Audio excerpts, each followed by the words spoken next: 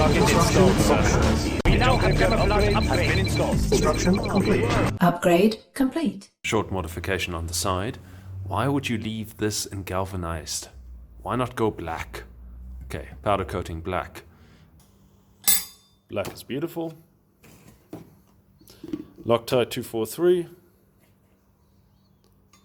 Titan in a cross pattern. You know, the usual Satan star. No, wait. 1, 2, 3, 4, 5. Yak Shemesh, Jewish star of David. 14 Newton meters torque. Rough prototype for the stickers. The original. My idea. It's getting there. I'm still faffing about. Sticking this is extremely difficult. But I don't know if it'll last long, but if nothing else, it'll be a nice showpiece. Just have to get rid of this one. I don't know. What do you think? Husqvarna KTM. If you need tools to get to your toolkit, it's a fail. Really, what is this? Is this the drug smugglers type? You know, you can put your weed in here and then go over the border. It's flimsily built. It's the only fast upgrade from this shitty plastic cover where all the crap gathers to this beautiful black anodized cover where all the crap gathers. Proper. Yeah, that looks good. Alright. Guys, I don't get it. When a manufacturer wants to make a Rockstar Edition of a bike, they just add the stickers. There's nothing really special about it. Joe Public thinks, oh, it's got stickers, it's something special. No, it ain't. This is something special. Instead of these piss poor zinc bolts, we got stainless, and I had the handlebar holder, or whatever you want to call it, the riser, anodized. And you see that? That at least makes it look special. Black forks, WP suspension, nice bright ones for the suspension dials, and then you've got that black. And then I also had the top holders as well as the risers anodized. And to top it all off, because we're going all murder out, we got a Renthal. Well, we're gonna replace the Renthal with the Pro Taper. And then that will look like, one-handed, excuse the ship, already a lot better. I'll show you when I'm done. Everything's still loose for the test fitting.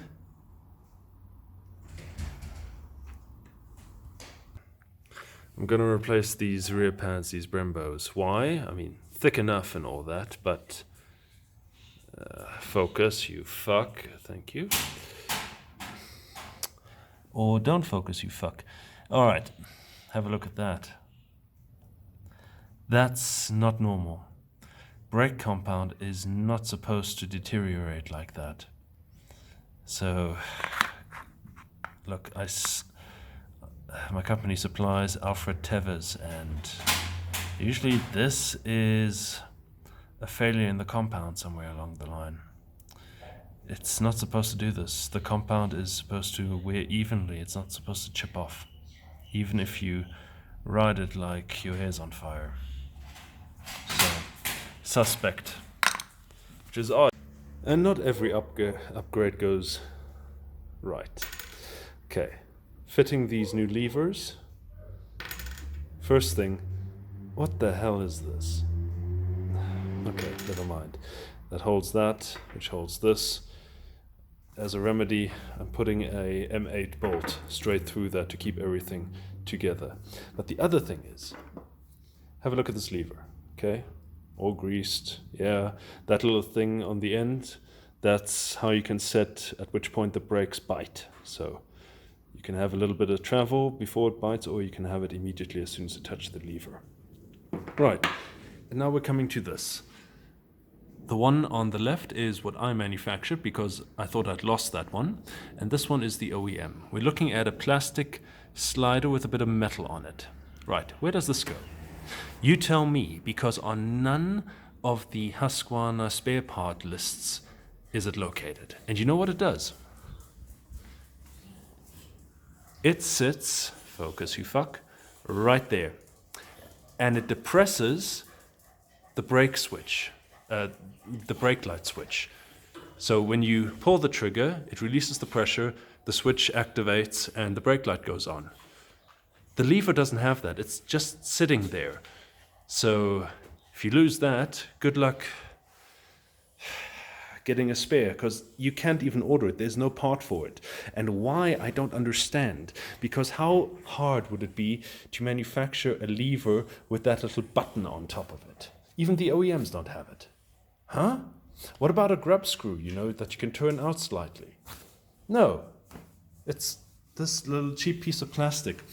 So all of those who are changing your levers, be very careful. This thing is not greased. It'll fall out and disappear forever. Okay? Just bear that in mind. Okay, a lot of upgrades came. Hallelujah. So we're going to do this in stages. A lot of short videos. First thing today, the Vanash, or whatever you want to call it, Petrol Cap. This thing is a solid block. You can really kill somebody with it. Solid aluminum. You have two options, the breather pipe from the OEM, or you can have it up here, in which case you would need a small pipe with an in-out filter, which looks kind of stupid unless you want to put your flag on it, and yeah, never mind. So that's all that comes with it. This, obviously, add a bit of grease to it. Smells like beeswax. Okay, interesting. Why are we doing this? Because this cheap plastic shit, I don't want it.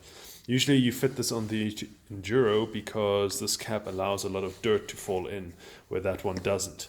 But let's get to it. So first thing, I assume there's no instruction manual. We got to disconnect the pipe, take off the cap, loosen the 3 bolts. Let's have a look.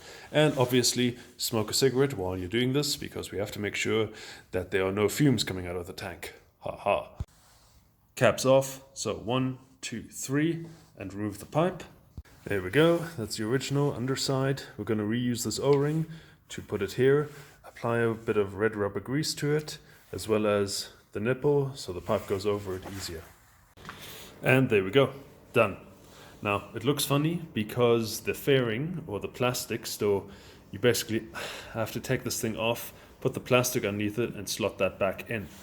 So, but this would basically look like it. So, if you want to remove that hose, put that cap on it, and just put a piece of hose here if you want it that way. Either which way.